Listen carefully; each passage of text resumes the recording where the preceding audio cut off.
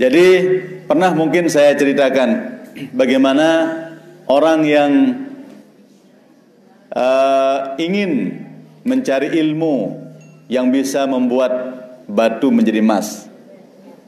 Ya, ini kisah tapi perlu sekali, dan ini pernah langsung diceritakan oleh guru kami, Profesor Dr. Sayyid Muhammad bin Alawi Al-Maliki. Ya, jadi orang ini sudah mencari rezeki ke sana ke sini, tapi tidak kaya-kaya. Bukannya kekayaannya yang bertambah, justru hutangnya yang bertambah. Akhirnya dia ingin mencari guru bagaimana supaya diberikan ilmu yang bisa merubah batu menjadi emas. Ini santri, tolong dengarkan yang baru-baru terutama. Nih, perhatikan. Akhirnya dia tanya ke sana ke sini, di mana guru yang hebat? Sampai dia bertemu dengan seorang yang kenal dengan seorang ulama. Oh, kalau kamu mau mencari ilmu yang kayak gini, ada guru hebat, ulama besar. Nuntutlah ilmu ke sana. Pasti bisa diajarkan. Akhirnya dia senang, berangkat dia. Dia sampailah suatu pondok pesantren besar, ulama besar, ya. Ya Syekh, saya ingin menuntut ilmu kepada Anda. Saya ingin nyantri, tetapi saya tidak mau ilmu yang lain-lain. Saya hanya minta satu ilmu saja. Hanya ingin supaya bisa saya nantinya membuat batu menjadi emas, merubah batu menjadi uang. Nah, itu baru. Itu saja yang saya mau. Kalau ilmu yang lain-lain udah, saya nggak mau. Oh, gampang. Hanya itu kamu mau? Iya, cukup sudah. Oh, tapi ada syaratnya. Ya. Apa syaratnya? Saya siap apapun. Ya. Enggak berat. Syaratnya hanya kamu tinggal di sini sekitar 2 tahun. Terus kamu harus dalam keadaan berwudu. Jangan sampai tidak dalam keadaan wudu. Setiap rusak wudumu harus wudu lagi, dan wudu dengan cara yang sebenar-benarnya. Nah, itu saja syaratnya. Gampang sekali syaratnya. Kalau cuman gitu saya gampang itu.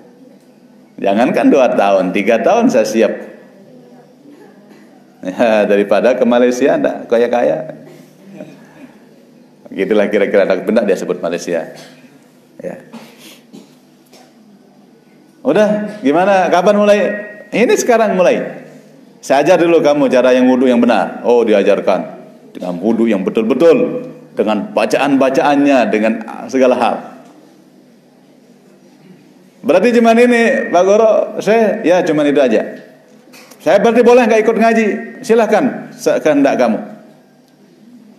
Akhirnya mulailah dia nyantri. Hanya itu dia kerjakan di pondok pesantren. Hanya wudu saja. Wudu. Tapi jangan nanti jadi alasannya santri-santri tidak mau ikut belajar. Aku jadi wudu doang. Akhirnya dia tidak mau ikut. Sana jauh-jauh dia. Tapi lama-lama bosan juga dia duduk sendirian. Apa yang dikerjakan orang itu ya? Apa yang didengar? Coba saya ikut-ikutlah. Dengar-dengar daripada saya sendiri di sini. Ternyata mulai sudah bisikan hidayah itu sudah masuk dia.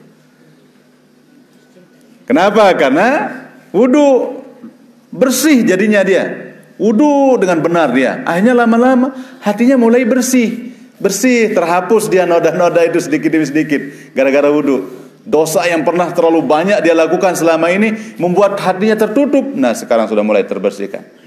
Terhapus sedikit demi sedikit. Akhirnya mulai hidayah itu masuk. Coba saya ikutlah.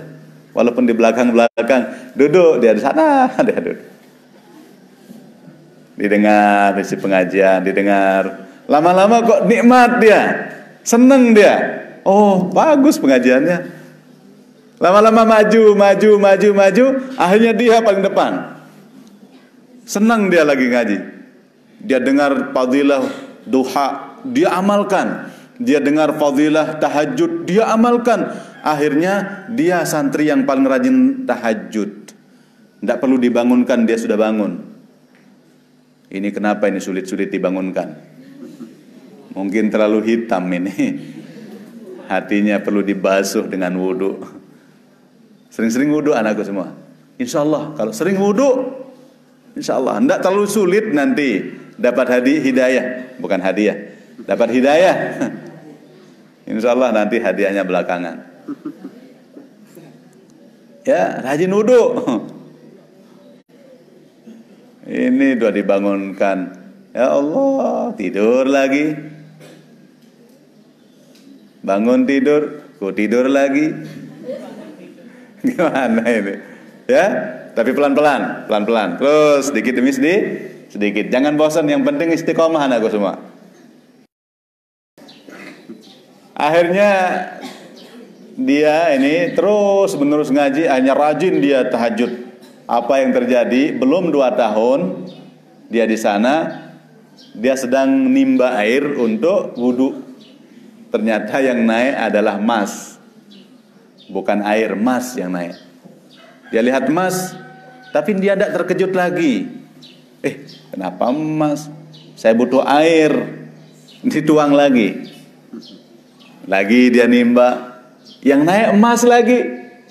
Dia buang lagi. Nimba lagi, begitu terus tidak dapat air. Padahal dia mau wudu untuk tahajud. Akhirnya sudah saking lelahnya, dia pergi bangunkan gurunya. Ya Syekh, ya, ada apa? Saya mau air kok emas yang naik di sumur itu. Yuh, kan itu yang kamu minta, bukannya itu yang kamu cari. Udah ambil saja biar kamu kaya sana. Apa dia bilang? Saya sudah tidak butuh emas lagi. Saya lebih butuh air. Saya mau wudu tahajud. Nikmatnya tahajud lebih nikmat daripada memiliki emas. Nah, sudah bisa seperti itu para jamaah? Kalau belum berarti sama kayak saya.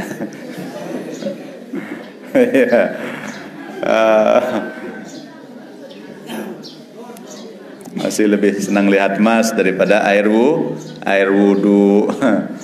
Allah, berarti kita ini masih jauh, masih wudu kita belum mampu membersihkan dengan sebersih-bersihnya. Mungkin ada yang bersih tapi masih banyak juga kotorannya, ya.